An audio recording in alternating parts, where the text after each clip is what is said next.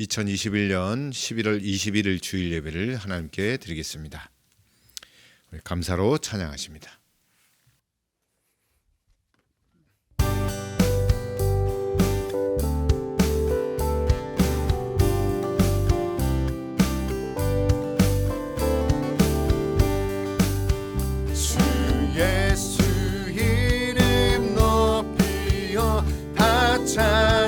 찬양하여라. 금멸 육관을 들여서 만유의 주 찬양. 금멸 육관을 들여서 만유의 주 찬양.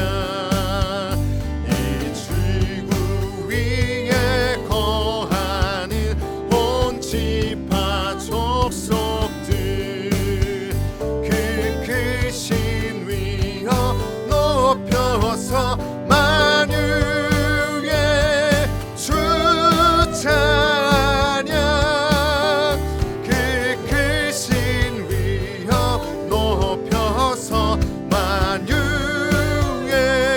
주 찬양.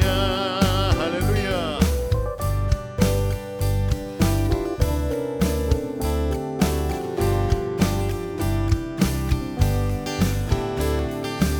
주 믿는 성도, 주 믿는 성도 다 함께 주 앞에 엎드려 무궁한 노래 불러서 만유의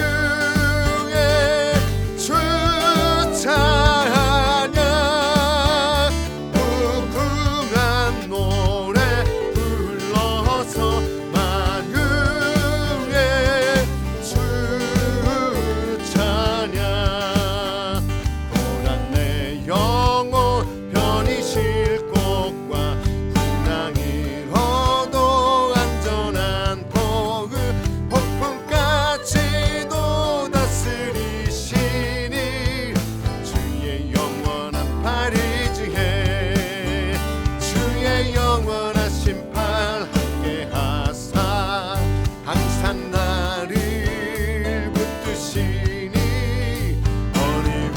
가든지 요동하지 않음은 주의 팔을 의지함이라.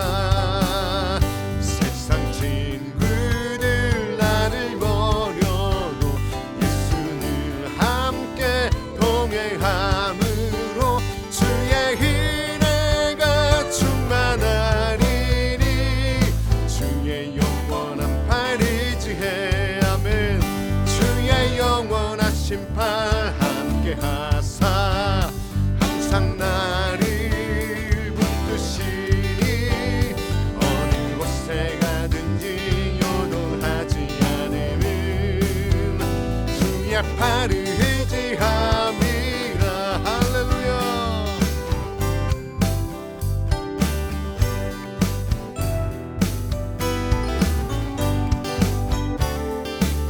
나의 믿음이 연약해져도 미리에 비한 힘을 주시며 위태할 때도 안보하시니 주의 영원한 팔 의지해. 주의 영원한 심판 함께 하사 항상 나를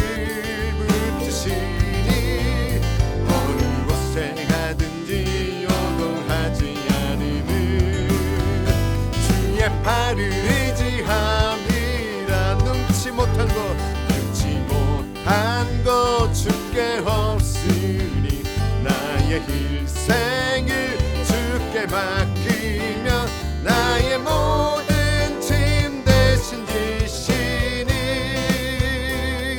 주의 영원한 팔 의지해. 주의 영원한 심판 함께 하사 항상 나를 붙드시니 어느 곳에 가든지 요동하지 않음은 주의 영원하신 팔 함께 하사 항상 나를 붙드시니 어느 곳에 가든지 요동하지 않음을 주의 팔을 의지함이라. 할렐루야.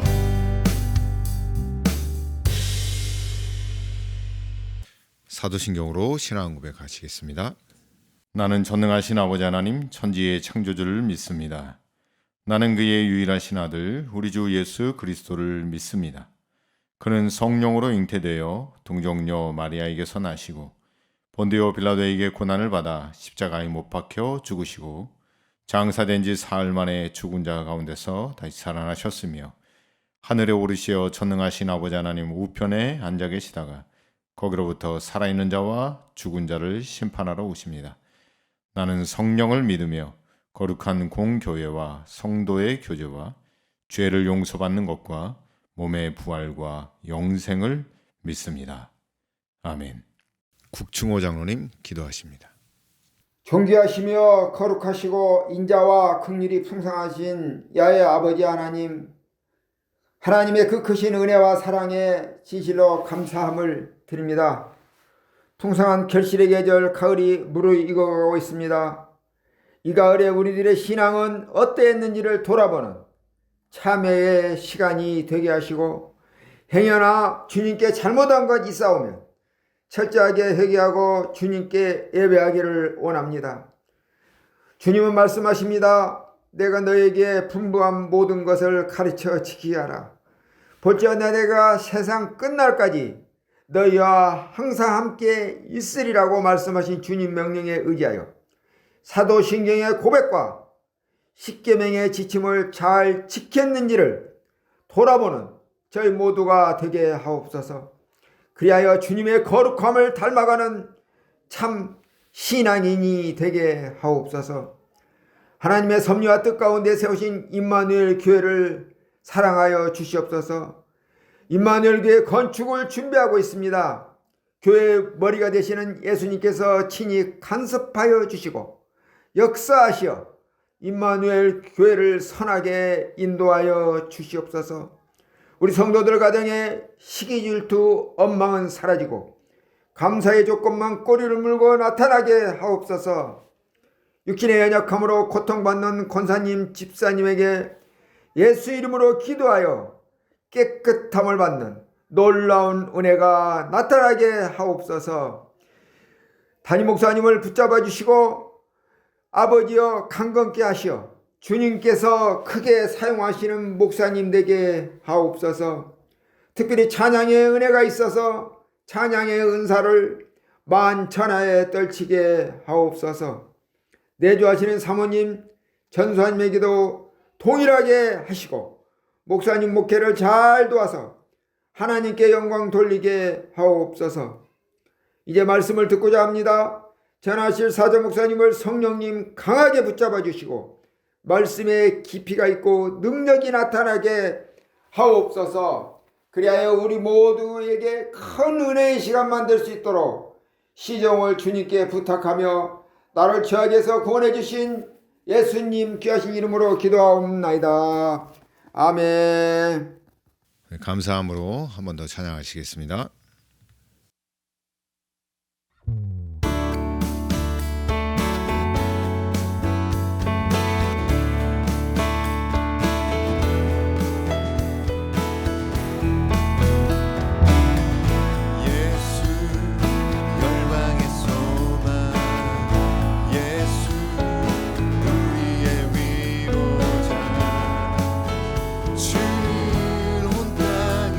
영원한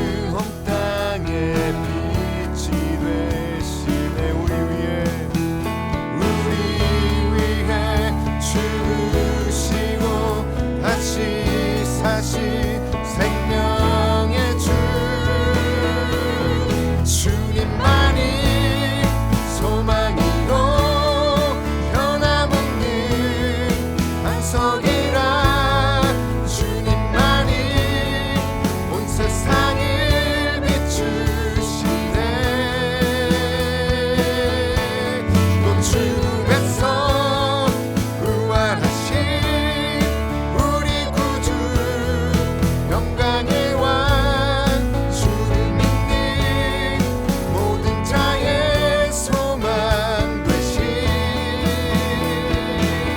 주를 믿네. 예수 열방의 소망, 예수 열방의 소망, 예수 우리의 위로자. 주는 온 땅의 영원한 소망. 예수 어둠 속의 빛, 예수 어둠 속의 빛, 예수 변함없는 진리. 주는 온 땅의 빛이 되시네. 우리 위해 죽으시고 다시 사신 생명의 주. 주님만이 소망이요 변함없는 반석이라. 주님만이 온 세상을 비추시네. 또 죽음에서 부활하신, 또 죽음에서 부활하신 우리 구주 평강의 왕 주를 믿는 모든 자의 소망 되신 주님만이 소망이요 변함없는 반석이라. 주님만이 온 세상을 비추시네. 또 죽음에서 부활하신, 또 죽음에서 부활하신 우리 구주 평강의 왕 주를 믿는 모든 자의 소망 되시. 한 번만 더 선포합시다. 주님만이 소망이요 변함없는 반석이라. 주님만이 온 세상을 비추시네. 또 죽음에서 부활하신, 또 죽음에서 부활하신 우리 구주 영광의 왕 주를 믿는 모든 자의 소망 되신 주를 믿네. 할렐루야. 주님을 믿습니다. 보혈의 능력 의지하며 찬양합니다. 샘물과 같은 보혈은 주님의 피로다. 보혈의 죄를 씻으면 정하게 되겠네. 정하게 되겠네. 정하게 되겠네.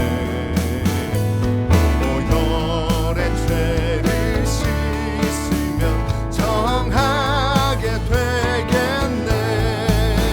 저도 적되게 하고서 보혈에 씻었네.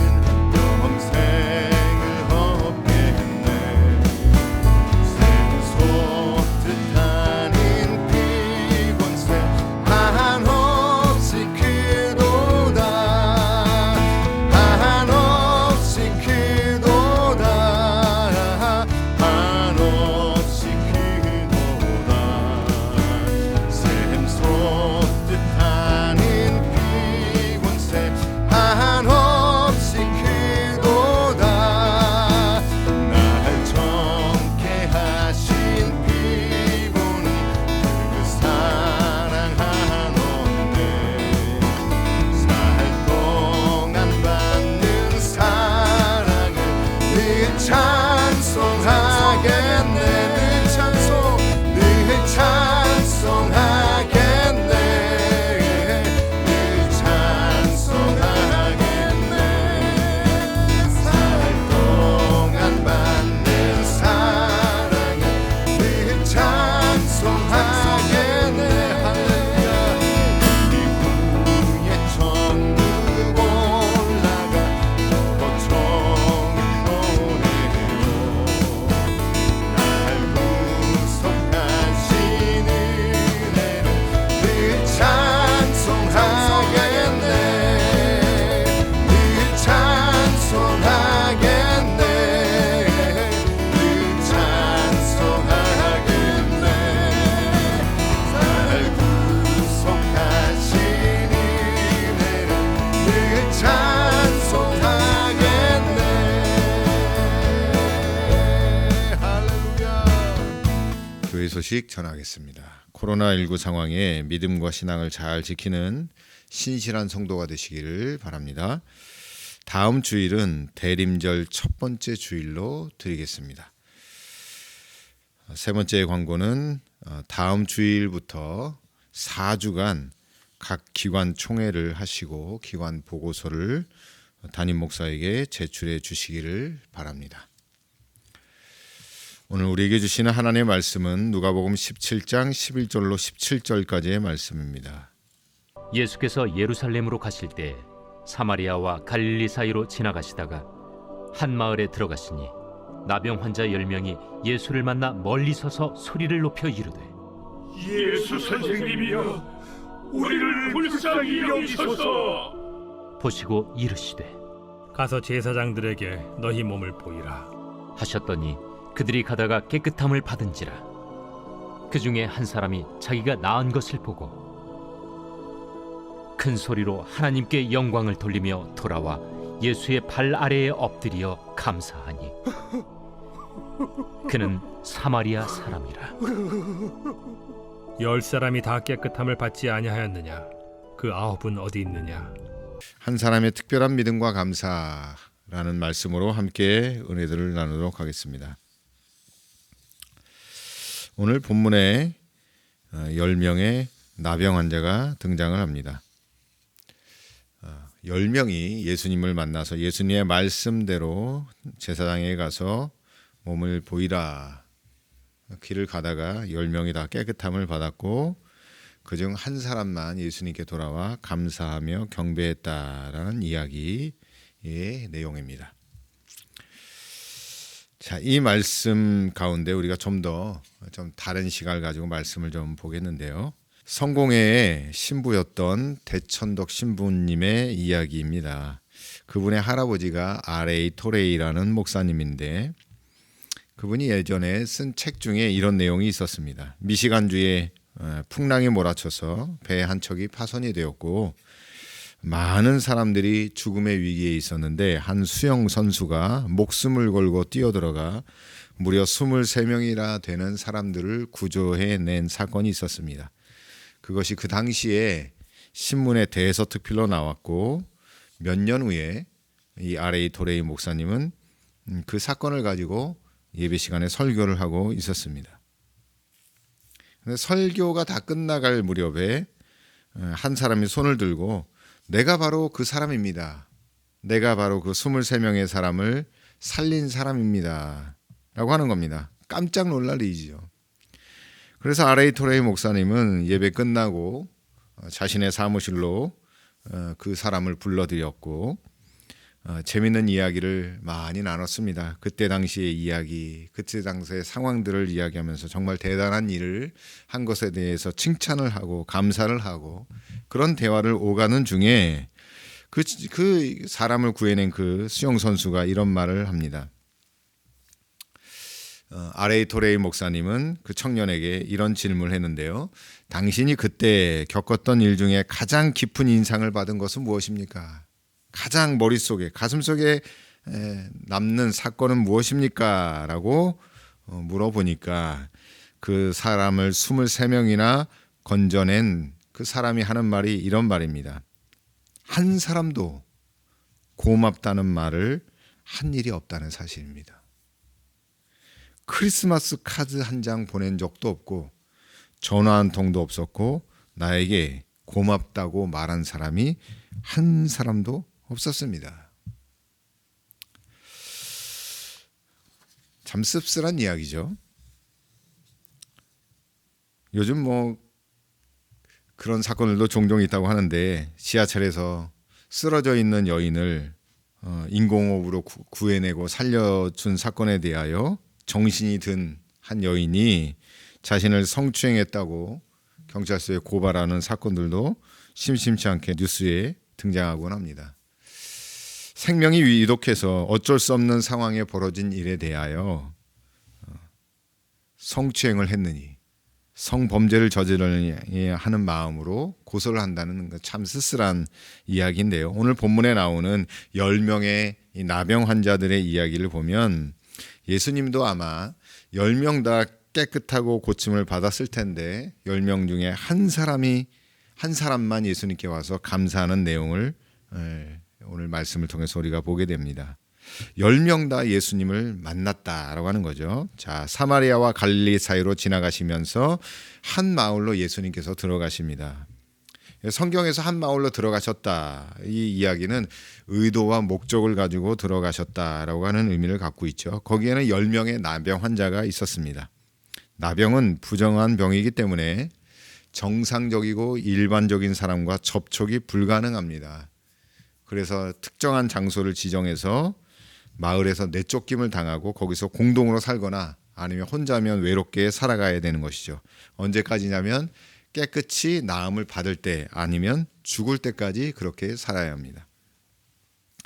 그런데 이 오늘 본문의 사건에는 어떠한 경로인지는 모르겠지만 10명의 나병 환자들은 예수님에 대한 소문을 듣고 알고 있었다는 거죠. 어떤 소문이냐면 예수님이 대단하시고 능력이 많으셨다는 사실이에요. 물론 병이 걸리기 전에 알았건 병을 걸린 후에 알았건 그 사실은 중요하지 않고 예수님이 능력을 행하시고 많은 사람을 고치셨다라고 하는 내용이에요.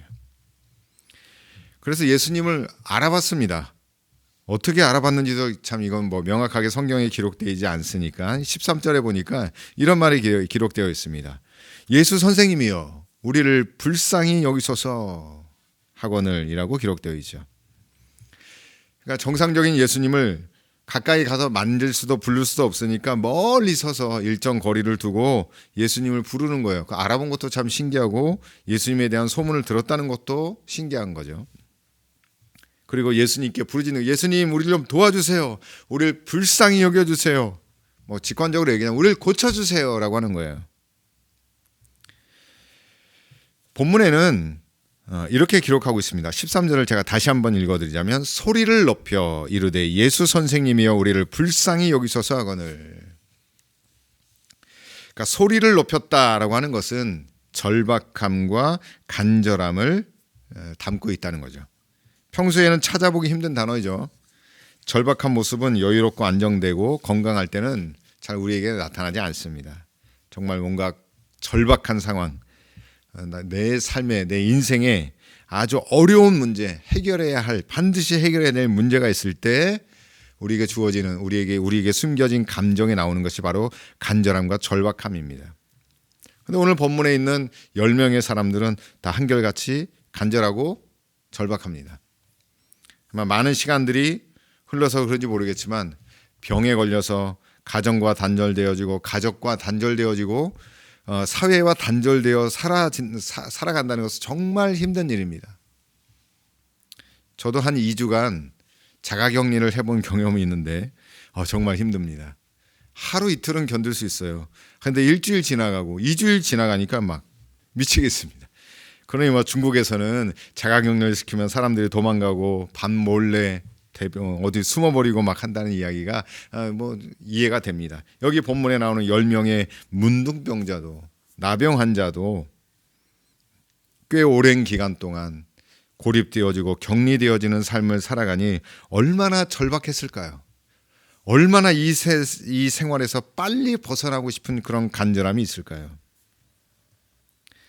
이 특별한 간절함과 절박함은요, 이 10명 모두 다 예수님께 대한 소문 다 하나로 뭉쳐서 우리가 좀 예수님이 우리 앞에 지나가시도록 우리 삶에 좀 나타나시도록 우리 함께 부르짖거나 간절히 한번 기도해 보자.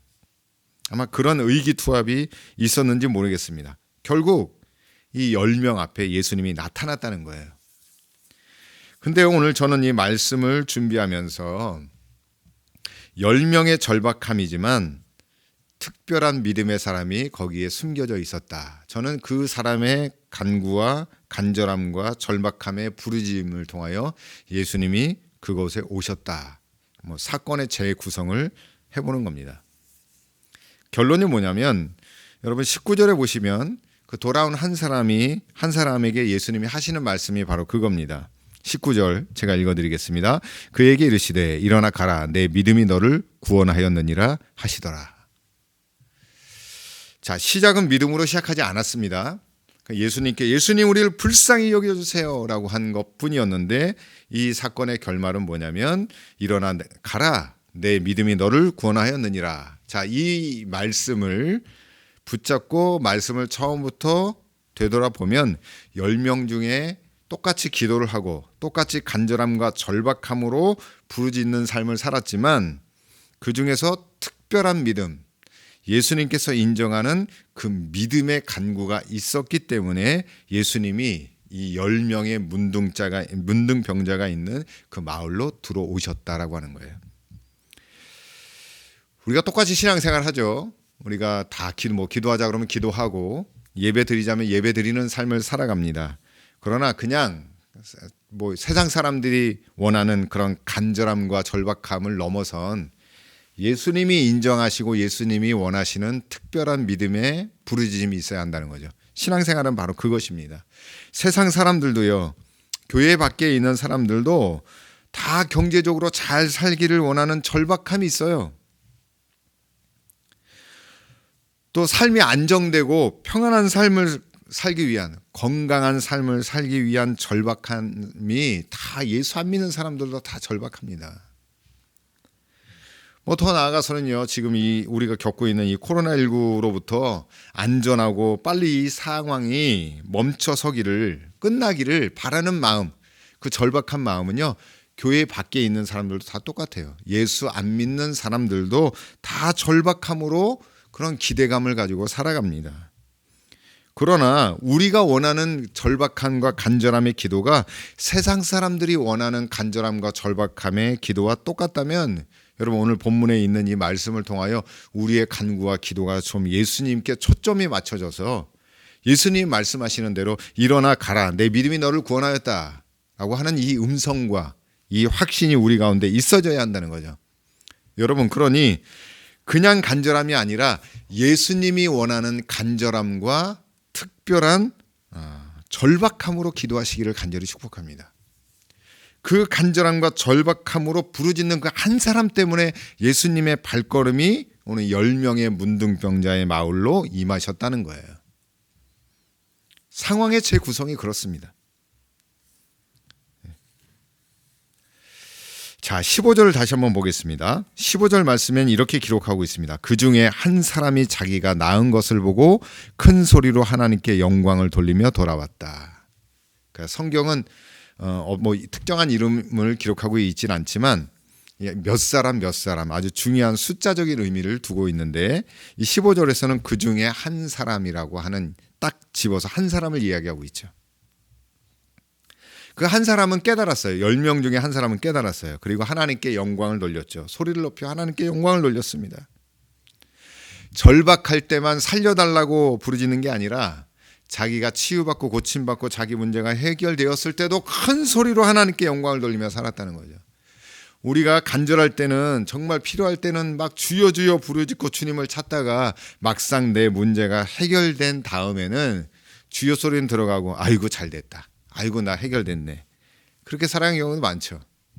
여러분 은혜를 받거나 복을 받거나 문제가 해결되었거나 응답이 되었으면 오늘 본문에 등장하는 이 한 사람처럼 주님 앞에 큰 소리로 영광을 돌리고 찬양하고 부르짖고 하나님께 영광을 돌리시기를 간절히 축복합니다. 이 한 사람이죠. 이 한 사람.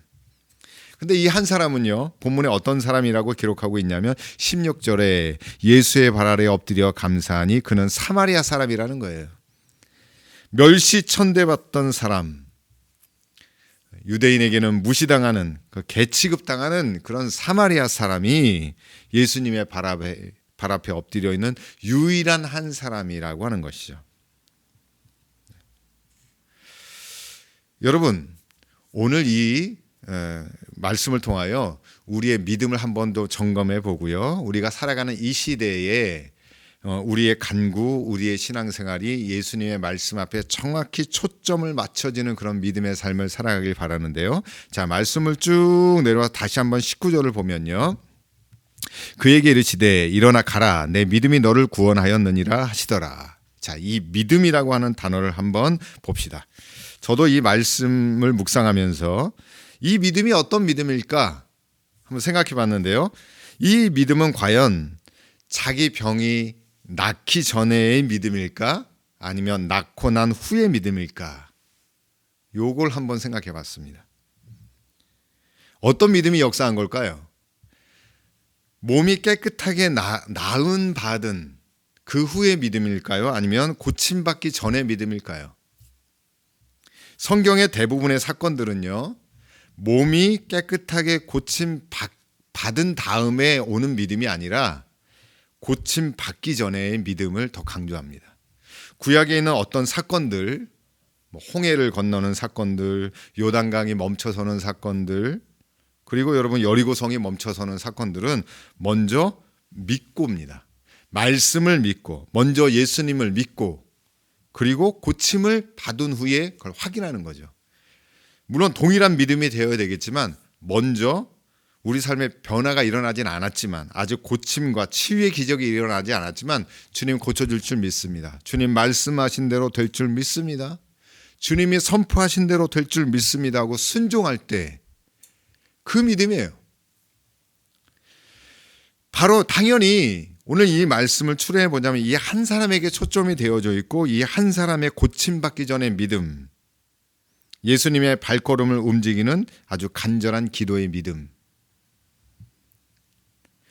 지금도 예수님을 만나는 많은 사람들이 있습니다. 그리고 예수님 때문에 고침받는 사람들도 많고요. 예수님 때문에 문제 해결받고 복받는 사람들도 많습니다. 그러나 문제는 예수님께 다시 돌아와서 예수님께 엎드려 예수님의 초점을 두고 예수님의 믿음대로 살아가는 사람들이 드물다는 거죠. 여러분, 오늘 이 본문에 등장하는 이 한 사람처럼 예수님께서 인정하는 믿음의 사람이 되시기를 간절히 축복합니다. 그 믿음의 사람은 이 땅을 변화시키는 사람이고요. 또 예수님의 능력을 나타내는 삶을 살게 되어지고, 그런 삶을 살아가는 사람들은 오늘 간절한 믿음의 절박한 기도를 하는 사람들이죠. 저와 여러분들이 이 엄중한 시대에 오늘 본문에 등장하는 이 한 사람, 물론 10명 다 간절했지만 특별한 이 간절함, 특별한 간구함, 주님께서 원하시는 믿음의 초점으로 기도하고 바랬던 그 사람의 믿음을 통하여 기적을 경험했던 것처럼 오늘 이 시대에도 많은 사람들이 많은 문제를 해결받길 원하지만 주님께서 원하시는 믿음의 사람으로 서셔서 주님이 원하시는 믿음, 오늘 본문에 등장하듯이 일어나 가라, 내 믿음이 너를 구원하였느니라 라고 하는 믿음의 선포가 저와 여러분에게 있어지시기를 간절히 축복합니다. 두 번째는 뭐냐면 그들이 가다가 깨끗함을 받았다는 겁니다. 10명의 나병 환자는 예수님의 말씀에 다 순종했어요. 14절 말씀에 이렇게 기록하고 있습니다. 보시고 이르시되 가서 제사장들에게 너희 몸을 보이라 하셨더니 그들이 가다가 깨끗함을 받았는지라. 여러분, 제사장에게 몸을 가서 보인다는 것은 그 당시의 상황으로는 자기가 깨끗하게 나음을 받았다는 것을 본인이 먼저 인정한 후에, 인식하고 인정한 후에 제사장에게 가면 이제 확실한 증거로 내 몸이 다 나았다. 그래서 일상으로 돌아갈 수 있고 가정에게 또 가족에게 돌아갈 수 있는 그런 증표를 받게 되는 겁니다. 그러면 보통 한번 생각해 봅시다. 이 10명의 사람들도 어떻게 보면 믿음이 있는 사람이라고 볼 수 있어요. 왜냐하면 아직 낫진 않았는데 예수님이 가라고 하니까 그 말씀대로 순종해서 가다가 깨끗함을 받았으니까 다 믿음대로 순종해서, 말씀대로 순종해서 가다가 깨끗함을 경험한 겁니다. 이 10명도 어떻게 보면 대단한 사람들이죠. 변화되기 전에 순종해서 가다가 깨끗함을 경험한 사람들이니까요. 그렇지만 10명 다 대단하지만 우리가 우리 삶 속에서 말씀하시는 예수님, 오늘 이 본문 가운데서 예수님의 말씀하시는 예수님의 의도, 예수님의 뜻, 예수님의 마음을 제대로 알아야 한다는 거죠. 제대로 알아야 한다. 병 걸리면 어디 가죠? 병 걸리면 당연히 의사에게 가고 병원에 가야 합니다. 그리고 의사에게 자신의 상처를 보여주고 처방을 받고 또 다 나으면 의사가 당신은 완치되었습니다 라고 하는 어떤 말을 듣기도 하고 서류에 도장을 찍기도 하고 사인을 받기도 합니다. 그런데 오늘 본문에 유대인들은요, 다른 모든 병은 다 의원에 갑니다. 우리가 알듯이 혈루병 앓던 여인, 누가복음에 나오는 혈루병 앓던 여인이 예수님 옷자락을 만졌잖아요. 근데 그때 뭐라고 얘기했냐면 내가 많은 의원에게 고통을 당했고 많은 재산도 허비했다라고 기록하고 있습니다. 그러니까 대부분의 병들은 다 의원, 병원을 찾아가고 의사를 만나서 처방을 받고 해결함을 받는데요. 오늘 본문에 등장하는 이 나병, 이 문둥병은 의사에게 찾아가지 않습니다. 누구에게 찾아가자면 레위기 13장과 신명기 25장 말씀에 근거해서 의사가 아닌 제사장에게 몸을 보이는 거예요. 병이 걸렸을 때도 제사장에게 가서 몸을 보이고 넌 나병 환자야. 너 성 밖에 나가. 이렇게 진단을 받고 거기서 오랜 기간 있다가 고침을 받건 아니면 사망을 하건 그거 이제 고침을 받으면 제사장에 가서 몸을 또 보여야 돼서 깨끗하게 되었다라고 하는 또 증표를 받고 일상으로 돌아갈 수 있다는 거죠. 이게 무엇을 의미하느냐? 유대인들 사회에서는 나병은 단순히 육신의 병만을 이야기하지 않고요. 상징적으로 영혼이 병들었다. 다시 말하면 죄를 졌기 때문에 나병이 걸렸다라고 하는 의미를 담고 있습니다. 여러분 한번 생각해 보십시오. 우리 곰곰이 생각해 보면 그러면 죄를 지어서 나병이 걸렸다면 그 나병을 어떻게 해결할 수 있는 거예요? 지금도 불치병이긴 하지만 그 당시로 죄를 져서 나병이 걸렸다고 한다면 죄를 해결하고 회개하고 용서함을 받아 치유해야 된다는 거죠. 그러니까 제사장에게 가서 보이라고 하는 그 신명기의 말씀이나 레위기 말씀을 근거로 해 본다면 고침을 받았던 사람이 있었다는 거 아니에요. 그러니까 죄를 회개하고 용서함 받고 주님의 은혜로 깨끗하게 치유받아서 제사장에게 몸을 보이면 다시 일상생활로 돌아갈 수 있는 은혜를 경험하게 된다는 겁니다. 그렇다면 여기 본문에 나오는 10명의 환자들은 그런 논리로 본다면 그런 과정들로 그런 말씀들로 본다면 나병 환자들은 다 죄를 지은 사람들이라는 거죠. 그럼 죄를 지었다면 자신의 삶을 되돌아보는 시간을 지금 갖는 겁니다.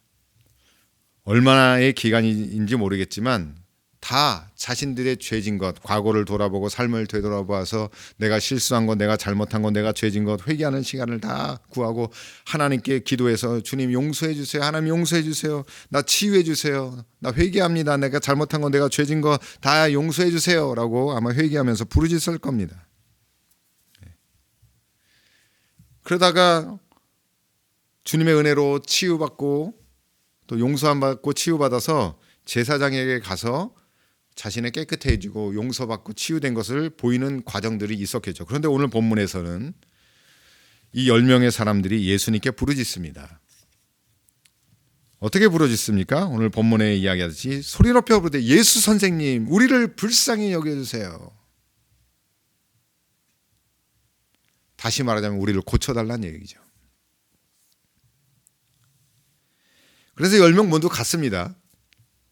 예수님이 그렇게 해줄 거라고 믿고 간 거죠. 그렇죠? 그러니까 깨끗하게 나음을 받았죠. 나음을 받아서 제사장에 가는 중에 제사장에게 가서 몸을 보이러 가는 중에 다 깨끗함을 받았고 한 사람만 달랐다는 거예요. 한 사람만 달랐어요. 그럼 이 한 사람은 왜 예수님께 왔을까라고 하는 겁니다. 자, 15절 말씀. 그 중에 한 사람이 자기에게 나은 것을 보고 큰 소리로 하나님께 영광을 돌리며 돌아와 예수의 발 앞에 엎드려 감사하니 그는 사마리아 사람이라. 자, 이 사마리아 사람이죠. 사마리아 사람. 한 사람이 돌아왔는데 사마리아 사람이다. 세 가지 행동을 했습니다. 첫째는 하나님께 큰 소리로 영광을 돌렸습니다. 둘째는 예수님께 돌아왔어요. 셋째는 뭐냐면 예수님의 발 아래 엎드려 감사했어요. 이 과정, 이 세 가지 과정의 가장 핵심은 뭡니까? 내가 깨끗함을 받은 겁니까? 아니면 예수님이 그 기적을 일으켰었다. 예수님이 그 기적을 베풀어 주셨다는 겁니까? 내가 깨끗함을 입은 것 중요하지만 더 중요한 건 뭐예요? 예수님이 하셨다입니다. 예수님이 핵심이에요. 이 사마리아 사람은 그걸 깨달았어요. 다른 9명의 사람은 제가 묵상하면 깨달은 건 뭐냐면, 야, 내가 간절히 기도했기 때문에 이런 기적이 나타나기를 내가 하나님께 부르짖었기 때문에 내가 일상의 회복을 위해서 얼마나 애썼는데, 내가 이 시간이 오도록 얼마나 간절히 기다렸는데. 다시 말하자면 9명은 결과적으로 예수님의 말씀과 능력이 아닌 자신들의 노력, 자신들이 인내했고 자신들이 간절히 원했기 때문에, 자신들이 그렇게 했기 때문에 이런 좋은 결과가 왔다라고 주장하는 사람들일 겁니다. 그러나 한 사람은 달랐습니다. 한 사람은 자신의 공로가 없습니다. 더더군다나 본문에서는 얄궂게도 사마리아인이라고 딱 낙인을 찍혀서 얘기하는데요. 유대인, 곧 예수님 발 앞에 나오기도 부끄러운 사람입니다. 그런데 그는 큰 소리로, 다른 사람이 하지 않는 세 가지 행동, 큰 소리로 하나님께 영광을 돌렸다는 거예요. 큰 소리로. 또 여러분, 그러니까 나병 환자들은 큰 소리를 낼 수 없어요. 또 두 번째 이 사람의 행동은 뭐냐면 예수님께 돌아왔다는 거예요. 제사장에게 가는 것이 더 중요할 수 있을 텐데, 그렇죠? 빨리 이 낙인을 벗어버리고 자유의 몸이 되어지고 일상으로 돌아가고 가정으로 돌아가고 자신의 자유의 삶을 누려야 되니까 제사장에게 가는 것이 급선무일 수 있어요. 그래서 예수님께 돌아왔어요. 여러분, 우리가 문제 해결을 받고 내 삶의 문제가 해결되면 빨리 하고 싶은 게 너무 많잖아요. 지금 사람들이 코로나19가 끝나면 뭐 여행 가야지, 뭐 누구 만나야지, 뭐 먹으러 가야지, 즐겨야지, 놀아야지, 이런 것들이 있어요. 여러분, 코로나19가 끝나면 제일 먼저 뭘 해야 돼요? 주님께 돌아와야죠. 성전을 찾아 나와야죠. 주님께 엎드려야죠. 주님께 부르짖어야죠. 주님께 영광을 돌려야죠. 근데 사람들이 은혜를 받고 복을 받고 기적을 경험해도 주님께 돌아오는 일이 없어요. 오늘 이 말씀을 통하여 우리 모두가 주님께 돌아오기를 간절히 축복합니다. 내가 하고 싶은 것도 급하지만 주님께 돌아오는 게 더 급한 거예요. 주님 앞에 서 있는 게 더 급한 거예요. 마음을 돌리시고 발길을 돌리셔서 주님 앞에 돌아오시기를 간절히 축복합니다. 마지막 세 번째 행동은 뭐냐면 예수님의 발 앞에 엎드려서 감사했다는 거예요. 예수님의 발 아래 엎드려 감사했다. 요즘 우리의 삶에 감사가 정말 없습니다. 그냥 입으로는 감사를 많이 해요. 진정한 감사는 예수의 발 앞에, 예수님의 발 앞에 엎드려 감사하는 거예요. 입으로 감사하는 건 다 할 수 있어요. 물론 여러분, 우리가 뭐 미국 사람들이 친절하다, 말끝마다 뭘 도와주면 땡큐 한다. 물론 그것도 좋은 문화입니다. 좋은 습관입니다. 감사하는 것은 정말 좋은 습관이에요. 그러나 신앙인, 예수님을 믿는 진정한 감사는 뭐냐면 예수님의 발 앞에 엎드리는 거예요. 예수님의 권위 앞에 엎드리는 거예요. 예수님의 말씀 앞에 엎드리는 거예요. 그런 감사가 있어야 돼요. 입으로는 감사 잘합니다. 입으로가 아니라 여러분, 삶으로 감사하는 거예요. 예수님의 발 앞에 엎드려 감사하시기를 간절히 축복합니다. 주님이 원하는 감사는 바로 이런 감사입니다. 그 이 사마리아인이 하는 이 세 가지 행동은 뭐냐면 자신의 후회와 회심 때문에 된 것이 아니라 자신의 어떤 의와 선 때문에 자신이 깨끗하게 되어지고 고침받게 되었다는 것이 아니라 전적으로 예수님 말씀 때문에, 전적으로 예수님의 능력 때문에, 전적으로 예수님의 그 은혜 때문에 되었다는 것을 이 한 사람 사마리아인이 깨닫게 된 거예요. 내 공로가 아니라는 거죠. 여러분, 우리가 하나님 앞에 서 있는 거, 이 시간 하나님 앞에 서 있는 것도 마찬가지입니다. 내가 잘나서가 아니고요. 다 하나님의 은혜예요. 우리 주님의 은혜예요.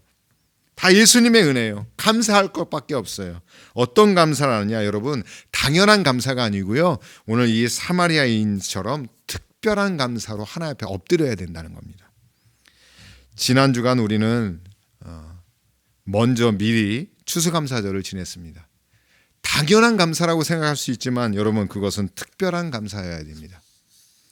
우리의 삶에 오늘 여기 본문에 등장하는 한 사람의 사마리아인의 이 감사처럼 우리 삶에 예수님의 공로를 인정하고 예수님의 은혜를 인정하고 예수님의 권위와 능력을 인정하는 삶, 그리고 그 앞에서 무릎 꿇고 찬양하고 소리 지르며 돌아오며 주님 발 앞에 엎드려 감사하는 특별한 삶을 살아가시기를 간절히 축복합니다. 기도하겠습니다. 예수님, 감사합니다. 우리 삶에 찾아오셔서 영적으로나 육적으로 병든 우리들의 간구에 응답하여 주심을 감사드립니다. 치유의 기쁨에 취해 예수님을 잊어버리지 않게 하여 주시고 삶의 모든 순간의 은혜들 속에 예수님을 기억하여 예수님의 발 아래 엎드려 감사 찬송하는 삶을 살게 하여 주시옵소서. 내 공로 아니며 오직 주님의 은혜임을 고백합니다. 지금 이 순간에도 영혼과 육신의 병으로 고통받는 자들의 간구에 찾아가 응답하시어 말씀하실 때에 치유되는 역사를 경험케 하여 주시고 치유를 통해 예수님께 합당한 감사 찬양을 선포하게 하여 주시옵소서. 한 주간도 몸된 교회를 위해 철야하며 중보하는 성도들과 차량 봉사로 힘쓰는 성도들과 목회자를 섬기는 손길들과 주님의 나라를 위해 힘쓰는 모든 백성들의 가정과 생업과 자녀들 위해 큰 은혜와 신령한 복으로 갚아 주시옵소서. 기쁨과 자원하는 마음으로 드리는 모든 예물을 흠양하여 주시옵고 하나님의 입에서 나오는 말씀과 공급으로 감사하며 이 땅에서 주시는 복으로 누리는 은혜의 삶을 살게 하여 주시옵소서. 이제는 말씀이 육신이 되셔서 우리와 함께 계시는 예수 그리스도의 은혜와 아버지 하나님의 놀라우신 사랑과 성령님의 치유 위로 임재 교통하심이 말씀을 따라 예수님의 발 아래 엎드려 특별한 감사를 올려드리는 성도들의 발걸음과 삶이 이제로부터 영원토록 함께 없기를 간절히 축원하옵나이다. 아멘.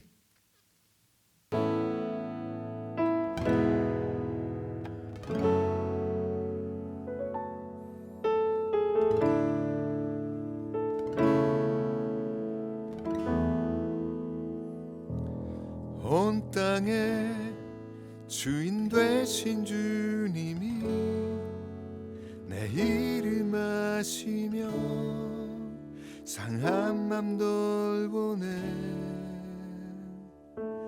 어둠을 밝히시는 새벽별 방황하는 내 맘 주의 길 비추시네. 나로 인함이 아닌 주가 행하신 일로 나의 행함이 아닌 오직 주로 인하여 나는 오늘 피었다 치는 이름 없는 꽃과 같네. 바다에 있는 파도 안개와 같지만 주는 나를 붙드시고 부르짖음 들으시며 날 귀하다 하시네. 주님은 나의 죄를 보시고 사랑의 눈으로 날 일으키시네. 바다를 잠잠하게 하시듯 내 영혼의 폭풍 고요케 하시네. 나로 인함이 아닌 주가 행하신 일로 나의 행함이 아닌 오직 주로 인하여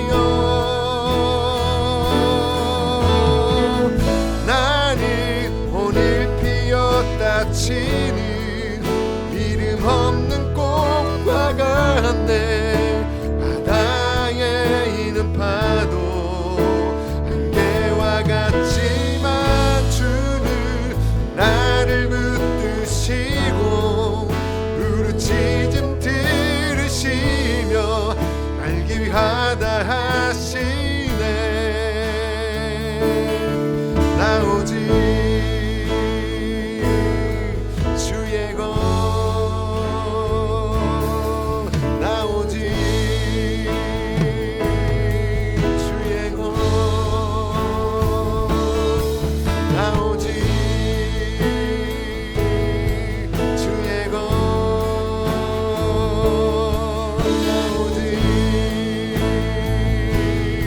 주의 것 나는 오늘 피었다지는 나는 오늘 피었다 치는 이름 없는 꽃과 같네 바다에 있는 파도 한계와 같지만 주는 나를 붙드시고 부르짖음 들으시며 날 귀하다 하시네 나는 오늘 피었다지는 나는 오늘 피었다 치는 이름 없는 꽃과 같네 바다에 있는 파도 한계와 같지만 주는 나를 붙드시고 부르짖음 들으시며